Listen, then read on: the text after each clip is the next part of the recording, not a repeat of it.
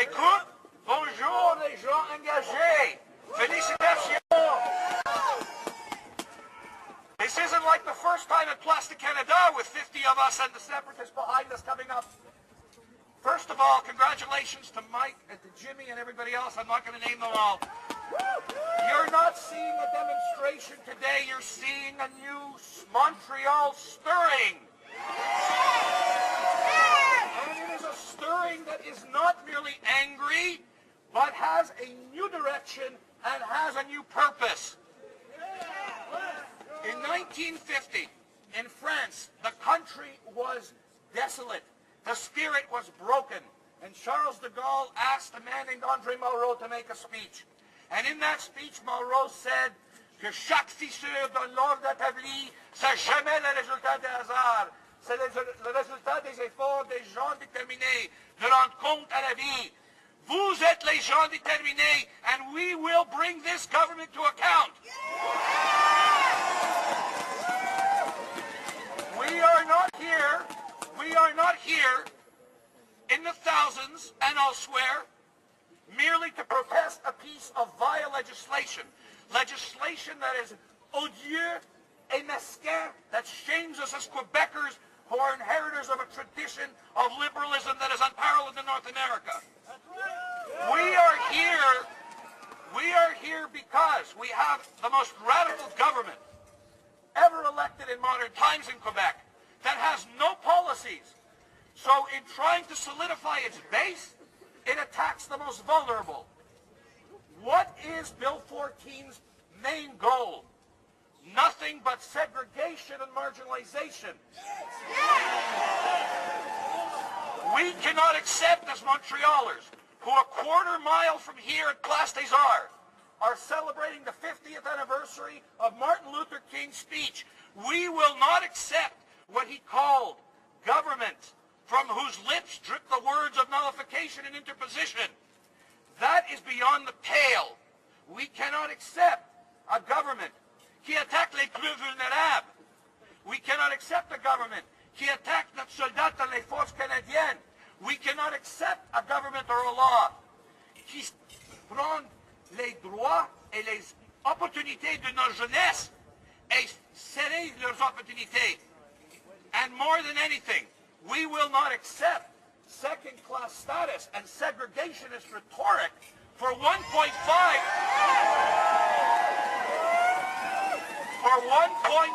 million Canadians in Quebec, protected not by a charter with a notwithstanding provision, but protected by a constitution under whose section 133 we have full and equal rights, and more.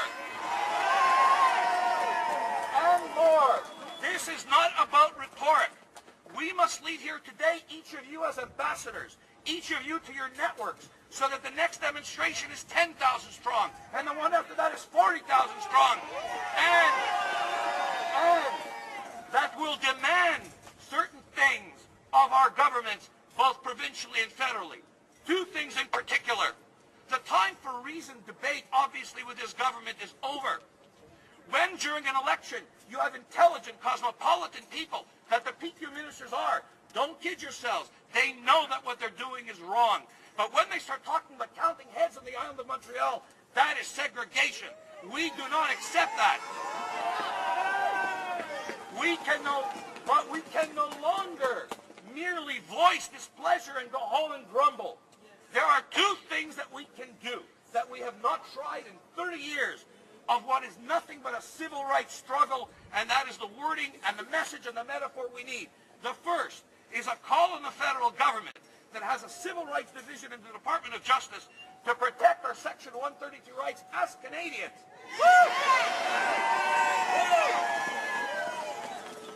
C'est pas une question seulement des anglophones et allophones. Si vous vous souvenez, en 2011, c'est les francophones, c'est les parents des jeunes francophones qui allaient jeter complètement M. Duceppe et Mme Marois à la Convention du Parti québécois, quand elle commence encore de parler de référendum, quand elle a commencé encore de parler de serrer l'accès à des sujets francophones, à les étudiants francophones. The francophones are just as aggrieved as everybody else. And when you look at the list of names of all the various groups that are here today, 1/3 of them are not Thompson or Schwartz or Giordano, but they're Tremblay and Gagnon. Ça, c'est une lutte pour l'esprit de Québec, une lutte pour un esprit d'une province qui avait un patrimoine politique non pareil en Amérique du Nord. L'année passée, c'était le 180e anniversaire quand Louis-Joseph Papineau a donné l'émancipation à tous les minorités en Québec, 20 ans avant l'Angleterre. Ça, c'est notre patrimoine progressiste. Nous ne sommes pas fidèles et nous ne pouvons pas laisser qu'une haute noirceur descende sur Québec. We lived through that already. The second thing we have to send the message to is to Quebec City, not to Ottawa. We, 1.5 million non-francophones de souche, account for almost 40% of the individual tax revenues of this province. Taxation is not an absolute right of any government. It is a contract between citizens and their governors. And if we are to be marginalized, if we are to be demonized, if we are to be called les autres, well, if we have no say, perhaps we should not pay.